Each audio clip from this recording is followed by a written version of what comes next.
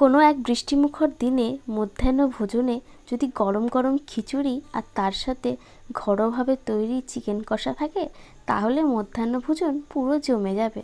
আমি বাড়িতে যেভাবে ঘরোয়া স্টাইলে চিকেন কষা তৈরি করি, আজকে সেই রেসিপি নিয়েই আপনাদের কাছে আমি হাজির হয়েছি। তার জন্য লাগছে 750 গ্রাম মতো চিকেন আমি ধুয়ে পরিষ্কার করে নিয়েছি। কয়েক টুকরো আলু সেদ্ধ করে ভেজে নিয়েছি। আদা রসুনের পেস্ট, কয়েক টুকরো কাঁচা লঙ্কা, ফেটিয়ে রাখা টক দই, দুটো গোটা রসুন, দুটো মাঝারি সাইজের পেঁয়াজ কুচি ও দুটো মাঝারি সাইজের টমেটো কুচি। এছাড়া নিয়েছি চিনি, গোটা গরম মশলা, হলুদ গুঁড়ো, লঙ্কা গুঁড়ো, ধনে গুঁড়ো, লবণ ও মিট মশলা। অল্প একটু কাসুরি মেথিও নিয়েছি।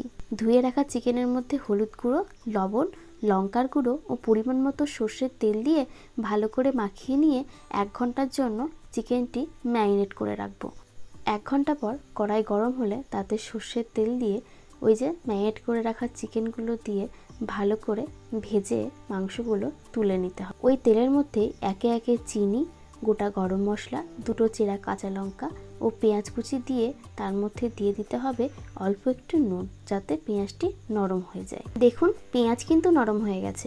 এই সময় দিয়ে দেব টুকরো করে রাখা টমেটো নরম হয়ে গেলে আদা রসুনের পেস্ট ও ধনে গুঁড়ো দিয়ে ভালো করে মিশিয়ে নিতে হবে।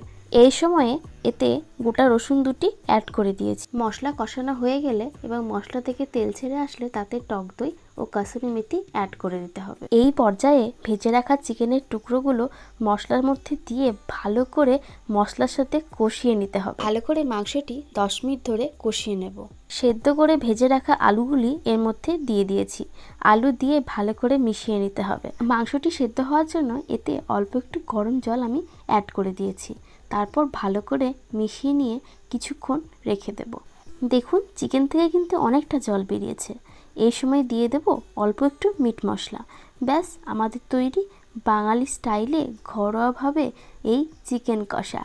আমার ঘরোয়াভাবে তৈরি এই চিকেন কষার রেসিপিটি আপনাদের কেমন লাগলো সেটা অবশ্যই এই ভিডিওর নিচের কমেন্ট বক্সে আমাকে জানাতে ভুলবেন না। নতুন নতুন রান্নার রেসিপি পেতে আমার চ্যানেলটি সাবস্ক্রাইব করতে হবে তো। তাহলে আর দেরি না করে চট করে আমার চ্যানেলটি সাবস্ক্রাইব করে ফেলুন দেখি। আর পাশে থাকা বেল আইকনটি অন করে রাখবেন, যাতে আমার চ্যানেলের সমস্ত রকম নোটিফিকেশন আপনার কাছে সবার আগে পৌঁছে যায়। তাহলে আজকে আসি, ধন্যবাদ।